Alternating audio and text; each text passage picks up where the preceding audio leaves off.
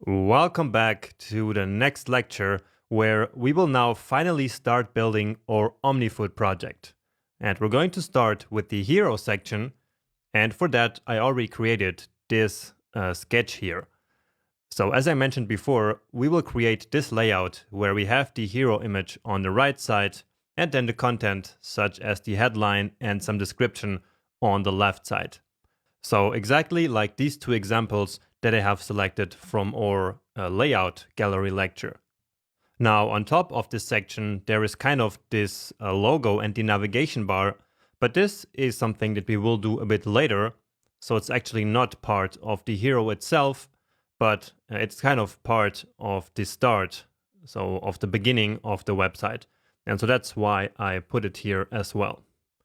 Now also, we will add this small component that I have highlighted in red here in the bottom, which is these customer photos and then with some relevant data. So that was not in the sketch before, but now here I have it, and you will see that it makes sense with the content that we have. Okay, and so now let's actually start building this hero section in VS Code. And let's start by removing what we did previously. Okay. And now I want to show you a very nice and important trick, which basically will allow us to have the HTML and the CSS files opened at the same time, side by side. So to do that, I will open again the CSS file, and then I can click here on this icon. So this one that says Split Editor Right. Now, if you cannot see it, you can also do the same thing here in View and then Editor Layout.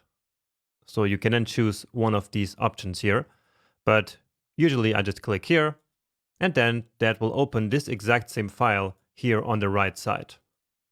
Okay, then I can close it here, and then to give ourselves some more space, we close down the sidebar, and that's it.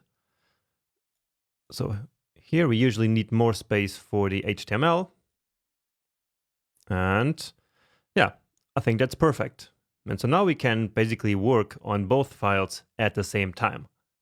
All right, but now about our actual hero section here, let's indeed use a section element, which basically represents a generic part of any document.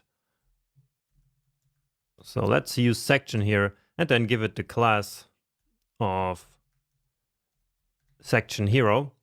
So I usually like to give all my sections then a class name which also starts with section. So that then makes it easy to identify, right? So we talked about section, so the section element before, and it is a little bit similar to the article element, but the article is more self-contained, basically. So for a section to exist, there should usually be multiple sections which are then part of something bigger, all right? So let's then, well, let's move that in later. For now, let's actually keep going.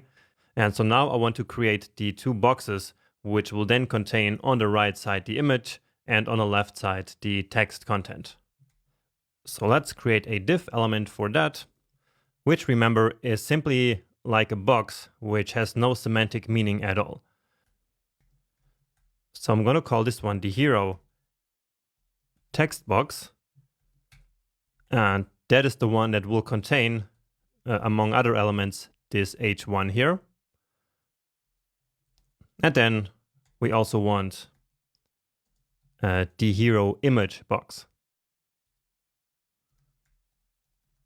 So hero image box, and then we can immediately actually put the image in here. So that is in the folder img, then slash, and then it is our hero image. Now you see that it worked because it's already right here. Okay, but now let's keep going and add some more content here. So our content, of course, is here in the MD file. So this is the one that we already have, so the headline. And then here is this summary, basically. So let's just copy all this text.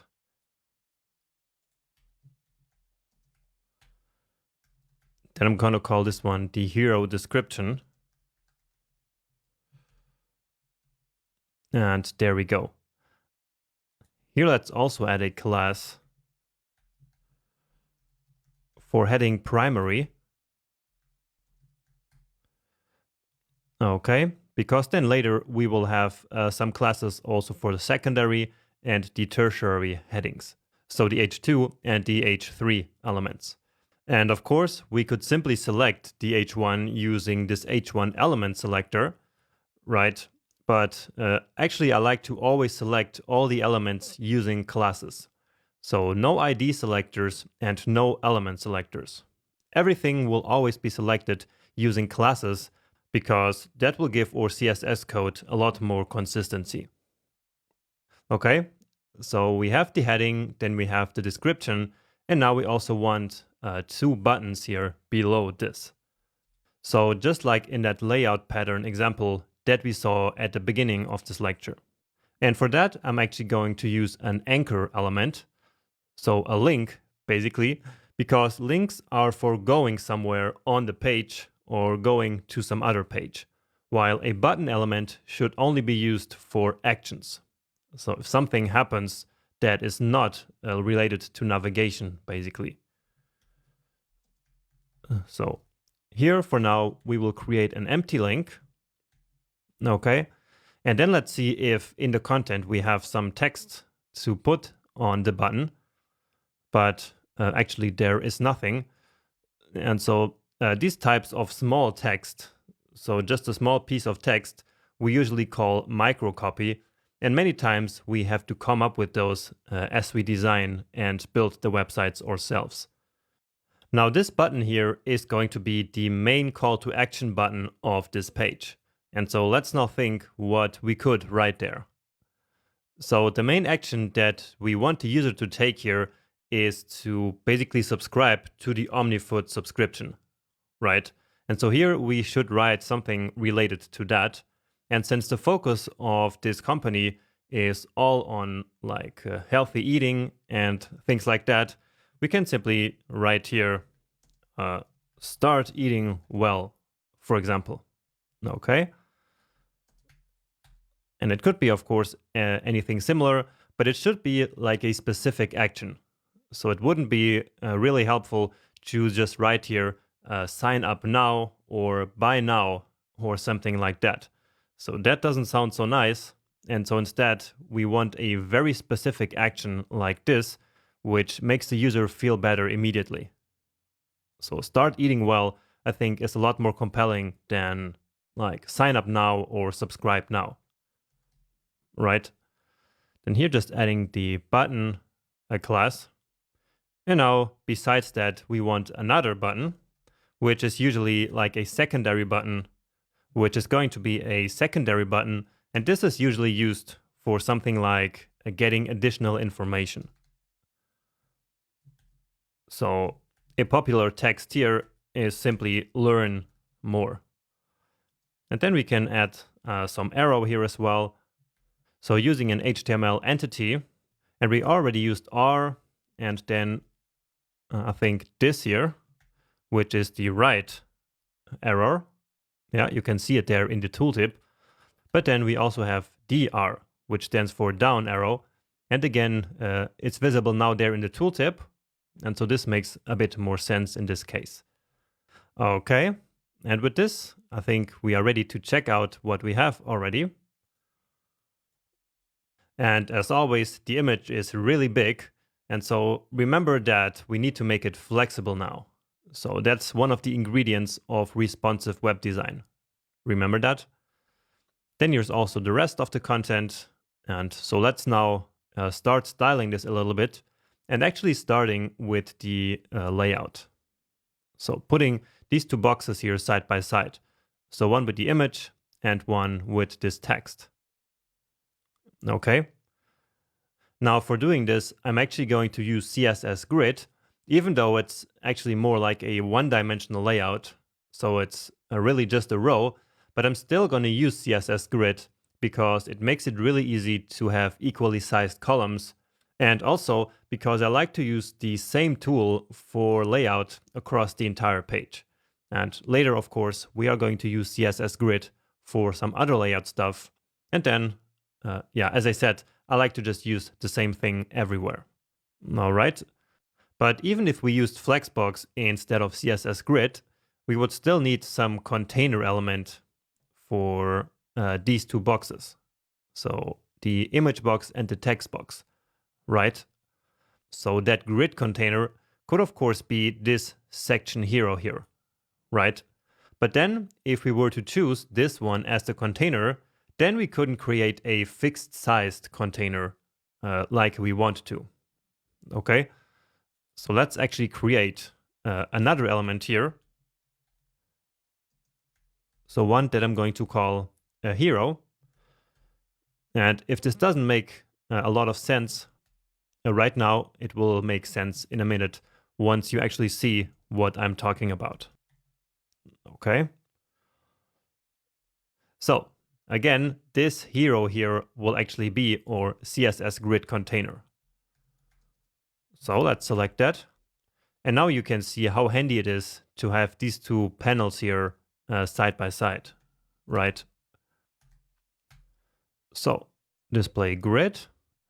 And now, as I said, we will make two equally sized columns.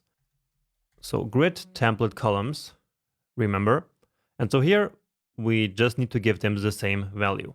And so usually that's 1 FR and then another 1 FR. So 2 fractional units right there. And so with this, they should now be side by side. And indeed they are, but they do not have the same size, right? And the reason for that is this huge image, which is still not really flexible. So before we do anything else, let's actually fix that. And so here, let's give it a class name. So it's the hero image. Oh, and actually we need to add the alt text as well. So never forget to do that. And so here, let's say that it's a woman enjoying food, but that's not all. There's also meals in storage, container, and footballs on a table. So a really descriptive alt text here, but that's really nice for people who cannot see these images, or also remember for search engines. Yeah, and now selecting the image with the class we just gave it. All we have to do now is to give it a width of exactly 100%, because 100% will then fill the entire parent element, which is this hero image box here, which is exactly one of the two columns of the grid. And so that column will have half the size of the grid container. And so then the image, of course, will also have half the width of the container now. Okay, and if we resize this here, then you see that indeed the image does resize as well. And so it is already, at this point, a flexible image. Okay. But now let's actually do what I mentioned to be the reason why we need this hero element here, which is to give it a fixed width. Right? So remember that we used to use the width property for that. And I'm going to give it 1300 pixels. But remember from the last lecture that we will no longer use pixels now, right? And remember what instead we use? Well, we use the rem unit, which before we set one rem here to being exactly 10 pixels, right? And so here we do not want 1300 pixels, but we want 130 rem, right? So that's one thing that we needed to fix here. And the other one is actually this width property, because what happens like this. And let's actually give it some background color here. So just some random color here. And so now let's decrease this a little bit. And well, just as I mentioned in the last lecture, now of course, this element does not adjust to the viewport. so to its parent element. And so therefore, we then create these vertical scroll bars, which is of course not what we envision for a real-world website. And so indeed, what we want is max width, right? And so now when the element is larger than the container, it will simply occupy 100% of it. And so you see that this starts to look quite nice, right? So quite real world, at least. And so then once it becomes larger than the specified width, then it simply stays here. Okay. Let's get rid of this. And then of course, we also want to center it in the viewport. And for that, we're actually going to use our old trick of margin 0 auto. Okay. And so this is starting to look like a usable layout that we can now improve upon. And so let's do that next and take a small break now.